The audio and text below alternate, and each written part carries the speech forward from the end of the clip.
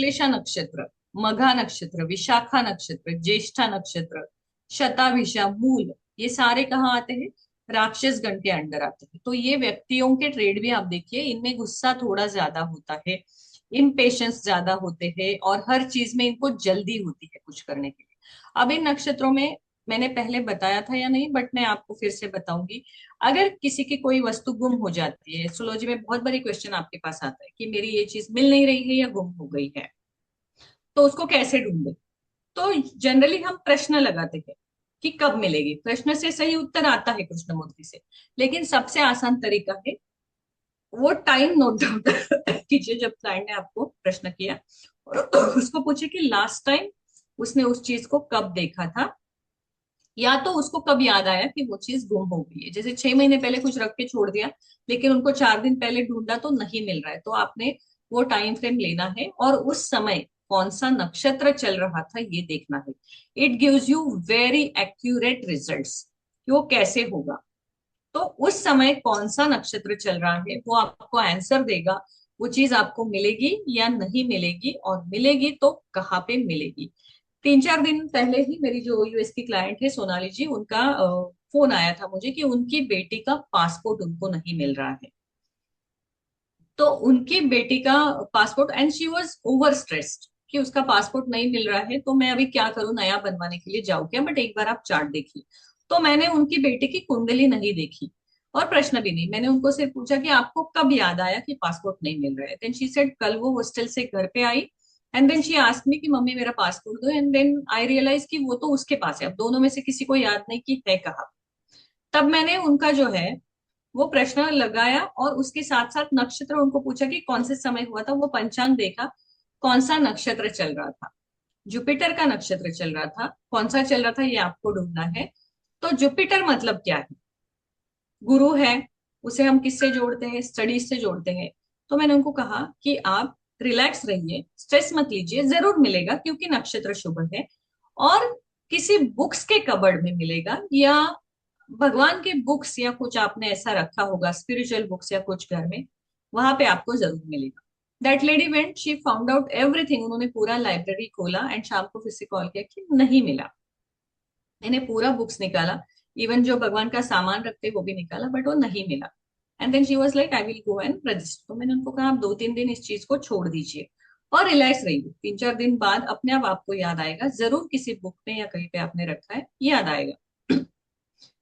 3-4 दिन रिलैक्स रहिए, डेफिनेटली मिलेगा। तो थोड़ा वो रिलैक्स हो गई। उनकी बेटी दूसरे दिन चली गई, and then she called me on the weekend कि वो पासपोर्ट मिल गया। जब मेरी बेटी वापस गई और उसका एग्जाम का था, तो उसके अपने बुक शेल्फ में उसने रखा था।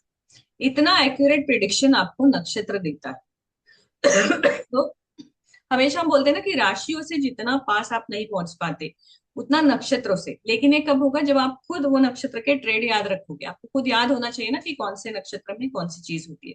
जैसे अगर आश्लेषा नक्षत्र में कोई चीज चोरी हो जाती है या गुम हो जाती है या आपको मिलती नहीं है, तो वो आपको कभी नहीं मिलती, वो गई। पुनर्वसु नक्षत्र में अगर कोई चीज गुम हो जाती है तो वो आपको मिलेगी, लेकिन शायद 5-6 महीने बाद मिलेगी, जब आपको उसकी जरूरत नहीं है, ऐसे समय पे। मूल नक्षत्र पे अगर कोई चीज जो है वो गुम हो जाती है या खो जाती है, या आप उसको ढूंढना चाहते हैं, तो वो आपको मिलेगी नहीं, और वो किसी और के भी काम की नहीं है, वो डिस्ट्रॉय हो चुकी है।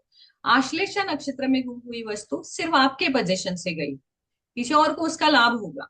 मूल नक्षत्र में गई हुई वो किसी को उसका फायदा नहीं होगा, उसका स्वरूप बदल गया है या डिस्ट्रॉय हो गई है, टूट गई है। इस प्रकार से आपको नक्षत्र का क्वालिटी अपने सिक्स सेंस और इंट्यूशन से अलग अलग जगह पे जोड़ना आना चाहिए। और ये कब आएगा? जब आप नक्षत्रों के बेसिक ट्रेंड्स, कि उसका स्वामी कौन है, उसकी देवता कौन है, ये याद रखोगे, तब हो जाएगा। जैसे जुपिटर का नक्षत्र है, तो जुपिटर स्पिरिचुअल भी है, एक्सपांशन भी है, बुक्स भी है, स्टडी भी है, नॉलेज भी है। इसीलिए स्पिरिचुअल बुक्स या कबर्ड। तब उन्होंने बताया कि उनकी बेटी के बुक शेल्फ जो स्टडी के है उसमें ही वो था, लेकिन उसके नीचे भगवत गीता रखी थी उसने। So you give this much accurate only when your foundation is strong. In Parashari foundation और basics are the most important. Ekta ji आप प्रैक्टिस भी कर रही है ना अभी, तो कैसा आपका अनुभव है आप ये सब चीजों के बारे में? बेसिक्स का आपको कितना फायदा होता है? मन प्रैक्टिस करें, हाँ जी, कैसे मेन बेसिक ही है। मीन्स आपको हर चीज से कनेक्ट करना पड़ता है बेसिक हाँ, चीजों को, हाँ जी, प्रिडिक्शन के डिफिकल्ट है। लिए। जब भी आप कुंडली हम्म। देखोगे ना, सो डोंट हम्म। गो इन हरी कि किस पे किसका दृष्टि है क्या है। एक हम्म। कुंडली के लिए 1 आवर का समय लीजिए शुरू में, आप क्लाइंट से इनफ हम्म। टाइम लीजिए। लेकिन जो हम्म। मैंने आपको रूल्स बताए हैं ना, रूल्स याद है ना आपको? जी। मैं फिर से दोहराऊंगी, जब हम कुंडली लगाएंगे तब हम्म। वो सारे स्टेप्स देखिए, सारे स्टेप्स अप्लाई कीजिए, तब आपके प्रिडिक्शन रेडी कीजिए। ऐसा जब आप हम्म। 6 मंथ एवरी डे करोगे ना, then you will become master. हम्म। You just look at the kundli and 4-5 prediction आप दे दोगे, क्योंकि आपके सबकॉन्शियस में वो स्टोर हो गया। लेकिन सबकॉन्शियस में स्टोर होने के लिए आपको पता होना चाहिए, तो पता होने के लिए डेली उसको पढ़ना है। पढ़ने का हम्म। सिंपल तरीका है, अभी हमारा जो थियरी चल रहा है उतने टाइम तक बस डेली आप एक एक नक्षत्र लेके पढ़िए। जैसे हम कुंडली लेंगे, then I will ask everybody कि डेली एक प्रश्न लगाओ और उसका स्टडी करो कि आज के दिन कौन सा नक्षत्र है और आज के दिन मेरे हम्म। जीवन में कौन सी घटनाएं होगी। अपने आप को एनालाइज कीजिए, तो आपको धीरे धीरे पता चलेगा कि आपने अगले वीक में क्या करना है क्या नहीं। दिस इज कॉल्ड वैदिक टाइम टेबल। जैसे हम्म। आपको पता है कि हम टाइम टेबल बनाते हैं ना, कि नेक्स्ट वीक मुझे क्या करना है, कहाँ जाना है। जब आप ये हम्म। नक्षत्र और पंचांग और पंच पक्षी ये सारा कॉम्बिनेशन करोगे ना, you can make a perfect plan कि मुझे हम्म। नेक्स्ट वीक टूर पे जाना है, तो कौन सा दिन अवॉइड करना है।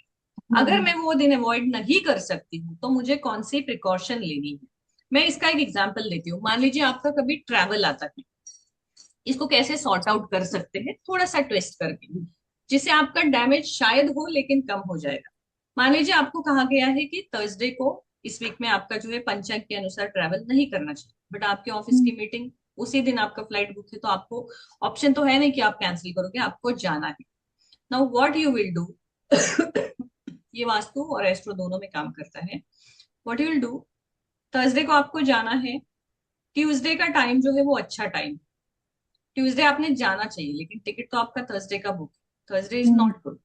ट्यूसडे पैक योर बैग, जो भी आपको उस दिन लेके जाना है, pack your bag and keep in the west direction of your house in Panchapakshi way in the succeed time. जब आप वो बैग उसको बाद में खोलना नहीं है कि ये रह गया डालना बैग में, वो रह गया, प्रॉपर बैग पैक करके ट्यूसडे के दिन या जो भी अच्छा दिन आ रहा है उस दिन उसको वेस्ट डायरेक्शन में रखिए। एंड थर्सडे के दिन just take the bag from there and go. आपका जो भी ऑब्स्टेकल है, वो ऑब्स्टेकल थोड़ा सा कम हो जाएगा, या आपका जो नुकसान होने वाला था वो उतना नहीं हो जाएगा, आप बच जाओगे। क्यों? क्योंकि आपने क्या किया, शुभ नक्षत्र और शुभ दिन में वायु तत्व को एक्टिवेट कर दिया। वायु तत्व को एक्टिवेट कर दिया, वेस्ट एक्टिवेट करने के कारण क्या हो गया, कपड़े क्यों? क्योंकि वो हमारी एनर्जी कैरी करते थे। बैक पैक मतलब हमारे कपड़े आ जाते हैं ना, हमारी चीजें आती है। So you packed it in the positive time frame and kept it and you did not touch it. बार बार दूसरे दिन बैग खोल के एक और शर्ट भूल गया, एक और भूल गया, ऐसे नहीं करना है। एक बार पैक करके छोड़ दिया, छोड़ दिया। This works in the many of the time. ये एक रेमेडी आप कर सकते हो जब ऐसा नहीं आता। लेकिन ये आप कब करोगे, जब आपको अपना डे प्लान करना है वैदिक वे से। तो किसको पैसे मांगने हैं नेक्स्ट वीक, तो कौन सा दिन अवॉइड करना है, किसको पैसे देने हैं, कौन सा दिन अवॉइड करना है, इन्वेस्टमेंट करना है कौन सा। Every week you just make it a practice कि आप ये सब प्लानिंग जो है ना, ये सैटरडे को करोगे। बिकॉज वैदिक एस्ट्रोलॉजी में पहला दिन जो है वो संडे होता है। हमारा दिन संडे से शुरू होता है, सैटरडे को खत्म होता है। Monday is not the first day. So आप हर वीक का Sunday to Saturday planning, every Saturday try doing this. इस सैटरडे आप ट्राई करके देखिए।